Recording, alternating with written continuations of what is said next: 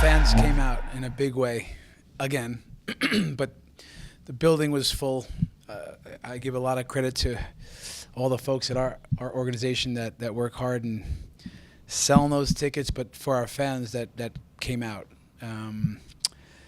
The only regret there is that we didn't deliver the points for them, but what I would say is that I walked around the whole stadium. You know, the gratitude that they have for seeing the team that fights, that goes after it. We went toe-to-toe, again, with a really good team. So, and they're proud of that, and so am I. So, you know, to our fans, you know, a big thank you. I asked them to come out and earlier in the week, and it was electric for me. That the building had a lot of energy. Just we fell short a bit, but we'll be back in the playoffs and get them back out here. So we're looking forward to that. And what I would say is that these games, especially these last two, are good prep for the playoffs. What those games are like: good teams, experienced players, margins are thin, and I thought we were right there with a good team. So we'll learn from it once again, and that's that.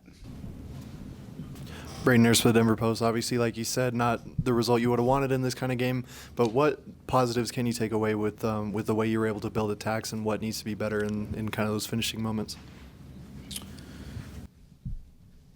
Yeah, look, you know, it's we progressed the ball. We got into the final third. Seattle's good at box defending structurally. They drop wingers into that back line. They clog up spaces.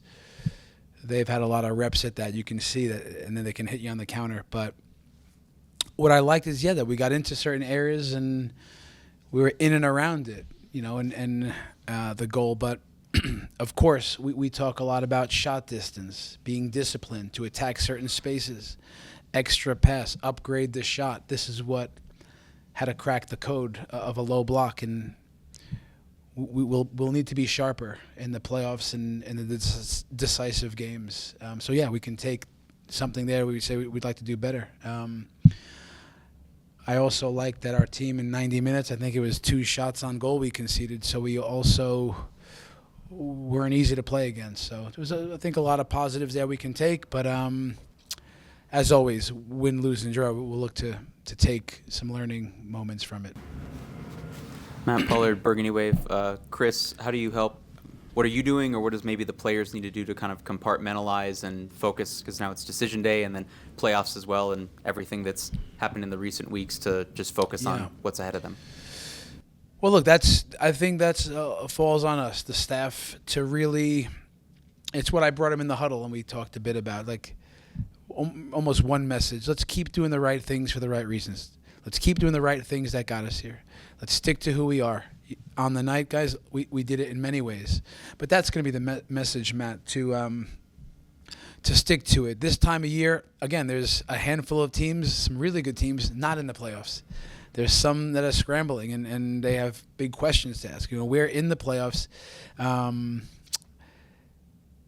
the message will be very, very consistent and clear. So the mood with the guys was actually pretty good. You know, they emptied the tanks tonight, and that's, for me, a thing of beauty when I can look at their faces knowing that they did that. And but Matt will have to be back to the basics, what got us here, to be honest with you.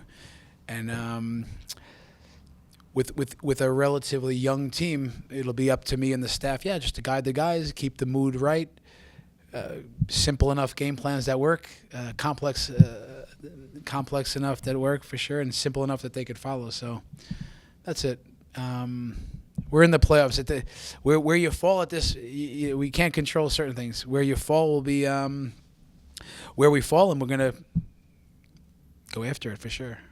So sure. What did you think of Ollie tonight? Obviously, he had that mistake that led to the goal, but other than that, the first half especially, one of his better defensive performances of the year. Yeah, I didn't see the goal back. You know, there's always a few things that could contribute to the goal. I'm not sure. Was it a square pass? I'm not so sure. But I thought Oliver was strong on the night. He did a lot of good things. He, in possession, was advancing the ball, breaking lines, against the ball, breaking up plays, second balls. I thought he was really, really engaged on the night. So I think he continues a strong season for himself. And when we say young team, he's one of the young guys, not just in age in some ways, but with the professional game. So imagine what these last few games can do for a young player and help you grow. Only games like that, only the demands of that can help you. And I thought he was strong on the night. Ian McClintock with the Sports Forum. Coach, over the entire season now, just looking back at it all, you had 13 victories here on your home pitch. What does it mean to be able to play consistently in front of a fan base that's absolutely rabid when the times are high, and even when maybe things aren't going so well like they are right now, but still heading in towards the playoffs? They are the difference tonight. I mean, we got to do more. But the way they get behind the team, the energy in the building, the feeling that something special is going on. This, for a player, this is what we live for, players and coaches. We talked before the game, and I reminded the guys, a fan appreciation night, but in a short, let's call it 9 months, I'm not so sure, they've delivered in terms of inspiring a football community. They're coming to watch the boys. They're spending the dollars to come watch these guys. I think we've earned that by delivering for them. And the 10 regular season, 13 wins at home, they give us a big home field advantage. For me, it's I hated playing here when I was a player, and I love coaching here with them behind us. And then getting to meet a lot of them. I've met them outside of here in different appearances, and they're amazing, honestly. They're so grateful, and we just exchange the gratitude. Amazing. Maybe aside from the obvious answer of the Rocky Mountain Cup, what's been your favorite moment of the season here at DSGP?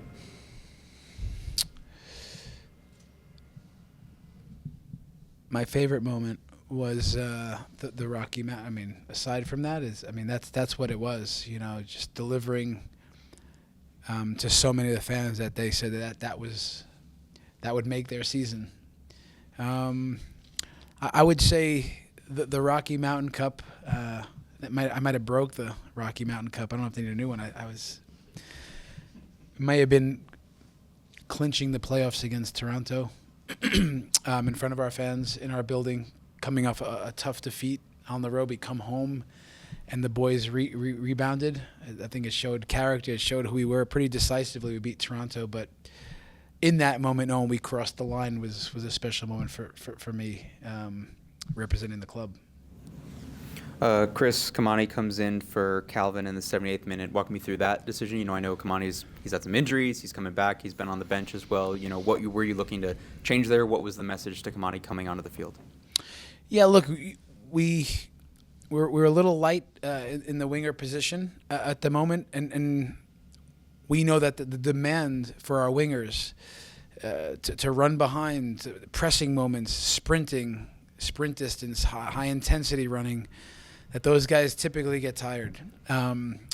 We thought on the night that Omir would come in. I thought he did a good job, and then Kamani, Calvin, I thought was dangerous on the night in moments, running behind and doing what he could do, and then you say as a coach to try to spark it, to try to make a change and give Kamani those minutes. So, in fact, he got a really big chance, maybe our biggest of the game.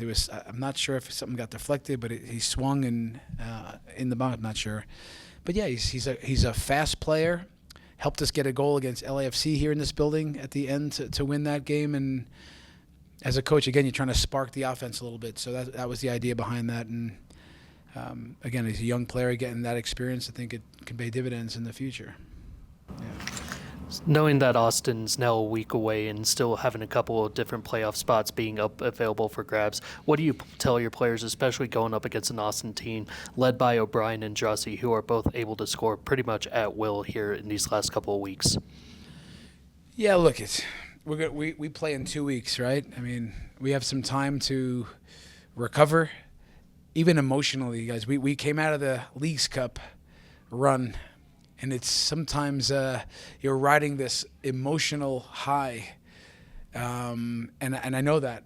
We were on the road a bit. We had to win on the road. There's penalties. It's a stressful for maybe any team, but for our young team, what an experience. But we came out of that and then right back into MLS play, got some wins. Now we've taken a few hits against good teams. Now we need to take a step back. There's some things to work on. There's some lots of little things we got to sharpen up for what's ahead. We got to get guys back on the pitch. Cole Bassett, Yappy, get some sore knees. He wasn't available tonight. Obviously, Sam Vine's fitness is going to get going. There's one more injury. Which do we have? Kev, who's not injured anymore, but he's training. So get those guys going, reboot, give the guys a few days off, and then we can talk about Austin. Listen, they got good energy in that building. They're going to want to finish their year off with a victory. Yeah, with the Driussi, Giassi, they got some dangerous attackers. We played against them once. We'll take from that a little bit, see what some of their last few games look like, and as always, go on the road and throw everything at Austin.